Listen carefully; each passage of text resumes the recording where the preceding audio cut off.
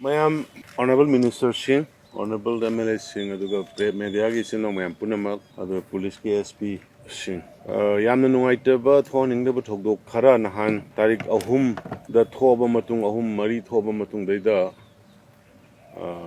ayamba center gi intervention timely intervention aduga settle area police forcing gi aduga civil organization sing mayam adu praja mayam gi intervention dagi cooperation dagi almost ngasi manga tarani si koi ingna laabani mafam kharada se ngarang nahan moirang gida veterinary gi chokidar office oi chokidar oi ba amagi mi leitraba ma mai sama tharami haiba adagi jingnabagi rumor gi pakhatnabagi tension khara natna adagi kainogi khogi chorchanpur gi khumung chambong gi da yum thugai bada mi am sigre hoi haiba dugumba mayam ado khoi government gi side gi khoi police thajandana paramilitary forces thajandana union home minister Amit Shah ji ne magi ahen ba force pirapna direct supervision togna security mayam si cover togna kan honadana chorchanpur da leiriba ado more da leiriba mayam su secure oinana ba lamsing adagi kangpokbi da lambi thingi basi hangna ba koi ngarang ta chief secretary amadi koi gi advisor thadane koi kanna moi gi wari batai sanana khona bani lambi da pochai man chang porang na bagi damakta koi 37th highway dagi koi porai hoi masa masu khara irang nauri kapak pa kholok pa khara thoi adu madu koi security sing na phajana provide tawraga yauraktana ai driver sing bu su thagali adongo mayam punamak security personnel sing bu thagali aduga cooperation pb river section punam ki praja sing bu soi thagali marak sida ngarang si ekhogi flare up tawba ya ba irang amu hena thokpa ya ba pot khara lakpadagi ne aina ngasigi press si kokjabase ekhogi kaino da moidang pokta ngarang sin nongmai kapsale kanglup amana na haibadagi tongnabadagi koina policing khudakta tharaga koi thi thiandana investigate tawbadagi haiba potu sumaina tawborame hujiki farm ama khoigi ichilinau singi farm ama leiba farm du daida moina yen nung ameng nung loijadna leiba du da hujiki kangbu kharasina moi madudagi pochai loge haibagi mawongda manba khogi reporter moina hana nung tharaga mi leibra khopra ni yeng bajani aduga mi leitraga di potu changa ga loge na to bajani adaida nung tharakpadu de mi singna tumin leiraga to bodagi moi si changa ga nung thabadu di khumdramina moi si adu mi leitra mane na changa pada mi khara pham du leiba mi duna thong hang to bada pakhatna sena badagi nung mi khara kapsalam badagi madudaida mi amani aso open nange ada hairibadu yam ka henna sokpa natabadagi koi loina medical da discharge tawkre ado hairiba khudakta ahenba force hajindana ka koigi hairiba kaithel manbigi area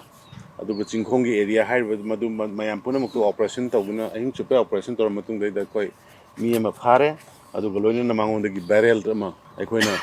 recover tawi mi ani adu ga recover tawi adu ga loina na madugi detail maming mathadu di hore no SP dagi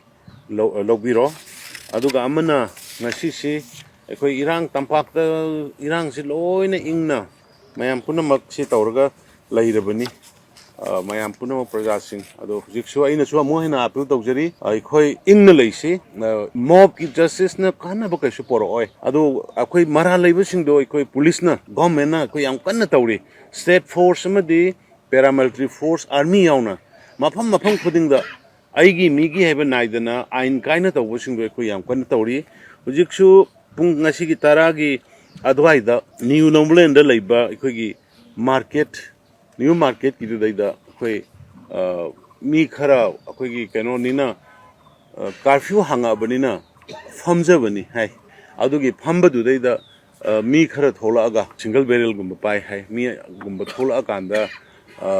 madu noi sidaida phamba yaroi khotpa yaroi na tawbadagi irang thongnarakna hujik madugi akhoi mafamdu operation tawre mi ahum phare aduga loina na akhoi license gan ani recover thore aina ngasidai da mi du kana kana no karino maming matha adu da haide se koi yaringai aikoi as a responsible government adu as a responsible media friends aina appeal tawning basi maming matha si aikoi matam khar gi oina aikoi haina dana tawira kana kana kana no si tawna mara leibe sing du da government act tawri anybody x waigara y waigara mara leibe sing du da government act tawri phari pulli adagi natabada ek paira ga imphal da leire ye adu leire adu gu masu sandok pidana ba adu ne khoi ngasi hu khulai puthoga uchari se matam punamakta any chingnaba ma leibada nungaitaba ma leibada ai khoi government da pok pibiu akhoi already han khoi gi advisor na su mayam da akhoi gi government gi oiba emergency call gi number mayam da provide tokjagre manipur praja mayam da provide tokjagre adu gi hariba emergency call du de tawira kanda or anybody anakwa police officer khangde sp khangde tawira kanda mara leiba sing du ain gi matung ina koi action lawna na bhona si mob tawraga tawbagi thabak se please ai manipur gi mayam da appeal tawjari mob na achumba aran ba karino haiba se khangdana mara lejadaba yum mayam ama hekta mai thadok ba mara lejadaba mi mayam ta hadna masigi tawba thabak se koi toksi maran gi matung ina mara leba midu de maran phangana bhona si x hoijunu y hoijunu z hoijunu aduna masigi mob ta tawra smaina group chalaga tawba se sina kari gumba solution ama ta por oi aduna manipur gi mayam prajapuna please ai khoi government tumina leite ai khoi government tumina leite khoi sing da kari da huji mafam khudimakta army ga akhoi commando singa to kan joint operation tawri tampak ta su tawri chingna ba leiba jaga puna makta khoi loina operation tawra kan da ma gi ain yada ba da leiramba pot puna ain gi matung ina implement tawna ba khoi hona jari ai khoi bu thajabiyo aduna kainom tawre na ta ngasai makta da yum mai sa ena lakpa kan du da gari changhande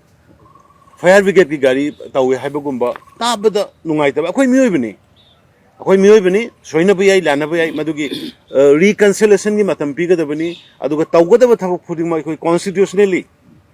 ain gi matungina bharat samvidhan gi matungina akhoi law gi matungina akhoi tawgadabani aduna manipur gi mayam punamakta akhoi maikai dagi yam ai thamoi sengna ya appeal tawjari please akhoi da thajaba thambiyo mafam khudingda loina akhoi force thamba koi ayamba chingna ba jaga sing loisala ngasi ju ngasai koi advisor ga chief secretary ga kauraga koi policing kaurkanda praja mayam na leiba apprehension leiba jaga si lei masi thammu masi da si thamgada bani sidagi si wat ka dabni koi hojik another 20 company ma low si adna koi hojik se thagalak na hojik file gi approval pigre ahan bada khwaidagi maru ori si koi peace resort obani adagi amana akhoi sidadi internet thinge ado internet thingdaba jaga da leiriba isilinauk sing social media da yamna katuk karan oiba aranba pau nattaba pau community amagi irang thokpa yaba community amagi sentiment sokpa yaba publication photograph masi hapaga phongba khotpa se akhoi budi hujik affair one by one akhoi loina lokale social media da na thai sa da na communal toiba instigate to phongiba iraiba mapandai oigara manungdai oigara huiber Maduso akhoi due course of time magi mathakta akhoi FIR loina pala kanda madugi citizen kari tabno haibado ek ki matung ina mo khoi da khoi dandi pigani aduna huji aina appeal tawjari se mayam punamak mapanda leiba oigera manungda leiba oigera khoi ahan ba khoi peace sanjalakpa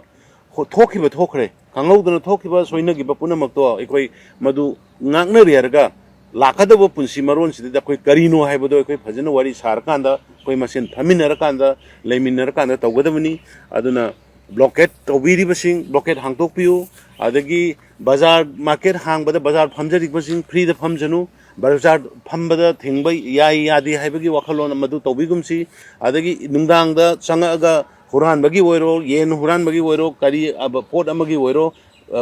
tension leiba matamnina masi yaringa yum dagi mapan thongna bidaba nungdangi matamda singhong singha da leiba sing khudingmak community khudingmak ki praja sing nungdang mangkhadi mayam singnabagi ama leibani na masi yumdagi mapan thokpiganu masi je policing da jo koi hoje policing da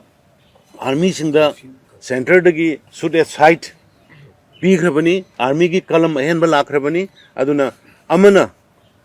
sigi wafam se ai manipur mayam da media ki sin lauk singi khutang da haijabani ꯑꯩꯈꯣꯏꯗ ꯊꯥꯖꯕ ꯊꯝꯕꯤꯌꯨ ꯑꯩꯈꯣꯏꯅ ꯃꯅꯤꯄꯨꯔ ꯀꯟꯒꯅꯤ ꯑꯩꯈꯣꯏꯅ ꯃꯅꯤꯄꯨꯔ ꯉꯥꯛꯀꯅꯤ ꯃꯅꯤꯄꯨꯔ ꯑꯃꯠꯇ ꯑꯣꯏꯅ ꯂꯩꯒꯅꯤ ꯍꯥꯏꯕꯁꯦ ꯄ꯭ꯔꯖꯥ ꯃꯌꯥꯝꯗ ꯑꯩꯈꯣꯏ ꯊꯥꯖꯕ ꯊꯝꯖꯔꯤ ꯑꯗꯨꯒ ꯀꯝꯃꯨꯅꯤꯇꯤ ꯑꯃꯠꯇꯅ ꯃꯤꯄꯥꯏꯕꯤꯒꯅꯨ ꯀꯝꯃꯨꯅꯤꯇꯤ ꯑꯃꯠꯇꯅ ꯃꯤꯄꯥꯏꯕꯤꯒꯅꯨ ꯑꯩꯈꯣꯏ ꯀꯝꯃꯨꯅꯤꯇꯤ ꯈꯨꯗꯤꯡꯃꯛ